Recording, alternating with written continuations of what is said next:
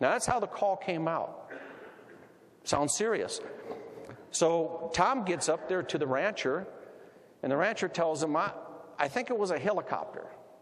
But they were shining a light down on the barn, and one of the horses ran out of the barn, and they were trying to get my horse in the corral. Now, it's very important, and I'm going to come back to that on my next case that I want to talk about. Tom said, well, you know, the who, what, where, and why questions that an officer asked. And he says, the rancher tells him he thought it was some kind of military craft and that it went southwest over the hill. He tells Tom, hey, I shot at it with my .30-30 rifle. Tom said, well, did you hit it? And the rancher goes, I don't know. It looked like it was going down over the hill. It may have crashed. So he followed 285 up the Foxton Road.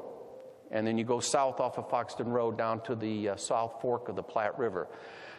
Back then, it was just a one-lane gravel road, barely passable by two cars. If you held your breath, you could get two vehicles to go by. Now it's a four-lane blacktop, and there's houses everywhere. But back then, it was remote. Tom goes down over Foxton Road. He says he's driving down the road. He comes around the corner, and here's an object, approximately 2-story tall house with an attached garage, is how he described it, hovering about 20 feet off the ground. Tom's within about 200 feet of it. He says the top portion of it is rotating counterclockwise, the bottom portion of it's rotating clockwise, and he said it was bright enough that I could see movement in the lights. And he's looking at me when he's telling me this. And he goes, Ken, I saw them. And of course my question was, well, what the hell did they look like? And he said, all I can tell you is that they walked upright on two legs and they had arms. And he said there were a couple of them pointing at me. The craft slowly lifted up, disappeared over the hills down towards Kenosha Pass, if you're familiar with that, and that was the last of it. The Sheriff's Department had a policy, and it was in effect when I joined them, and that is every call that you went on, you had to do a written report. If you were dispatched to it, you'd put pen to paper. And so Tom was obligated to write a report. Big mistake. Because when that hit the news, and it did, there were reporters questioning him. There was a lot of phone calls into the Sheriff's Department. Allegedly, 2 Air Force officers showed up and interviewed Tom. They had him draw a sketch of what he saw. They also had the rancher draw a sketch of what he shot at. Ironically, the Air Force took both sketches with them, but Tom got a chance to see the rancher sketch before they left the room, and it was almost identical to the one he had sketched. And what he saw basically was 2 inverted saucers on top of one another, plates. Sheriff Harold Bray became so irate with Tom that he threatened him with his job. He told him, don't you ever, ever do that again. And yet Tom was following policy and procedure. He was obligated to write a report. It's kind of a catch-22 for him. He took a lot of flack from not only the sheriff, his boss, but a lot of his cohorts that he worked with. Plus in the community. I mean, everybody in Jefferson County that heard about it and knew Tom, he couldn't walk into a restaurant at one point without somebody making a comment. And like I said, Tom was a very quiet and shy guy. It's a pretty incredible story. I always wanted to put him on camera, and I wanted to interview him, and he wouldn't do it. He said if he ever saw another object like that again in his life, he'll take it to his grave. He's not going to say a word, just because of the stress that he went through. And it was obvious when he was telling the story that he was still under stress. It was very difficult for him to relate that to me, but we had become very close in 3 years, and he felt comfortable, and he knew that I wouldn't ridicule. The next case that I'm going to talk about, and I said I'd come back. Remember I told you about that rancher? The craft was shining a light down on the barn and was chasing one of his horses. When I heard that story, I didn't make the connection, but I think we had an eyewitness to an animal abduction. My partner, and he's here today with the conference, him and I went down to the San Luis Valley. Told you, Murphy's Law. This is my first PowerPoint presentation, so anything that can go wrong will go wrong, guaranteed. we went down to the San Luis Valley. We took an expedition down there to gather information, to investigate cases, and we made contact with the sheriff down in Saguache County. And he said, well, I've got a case for you that you boys might be interested in, and it's a cattle mutilation.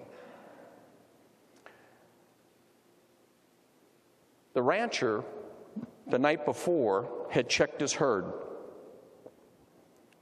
And you'll see in the photographs that the cow has a tag in the ear, I believe it's H01. With his laptop, he could punch up that steer and tell you when it was born, the inoculation, and the state of health of that steer. Hey, ranching is a business. Ranchers depend on it. So this cattle mutilation problem is a serious problem for ranchers. You're going to look at an animal that was worth about $1,500. He checked on the herd that night. The next morning, that herd was about 2.5 miles from the ranch house. The next morning, when the rancher walked out the door with his coffee in his hand, the steer was about 100 feet from his front doorstep. Now,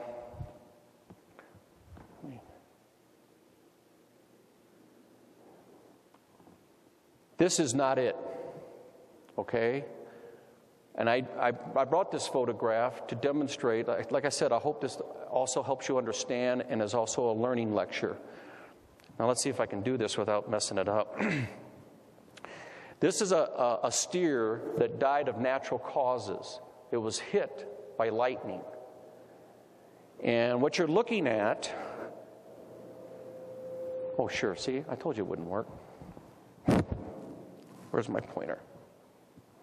Right here. What you're looking at, that is not mutilation. Right there, there, and there. What that is predation. Coyotes and birds have been working on that carcass, and as the skin, I told you, as the skin dries, it shrinks. And so the hole expands. If you look closely, you'll see here's some bones. There's some soft tissue right in here where the coyotes have been going into the stomach. And they have been eating the soft flesh.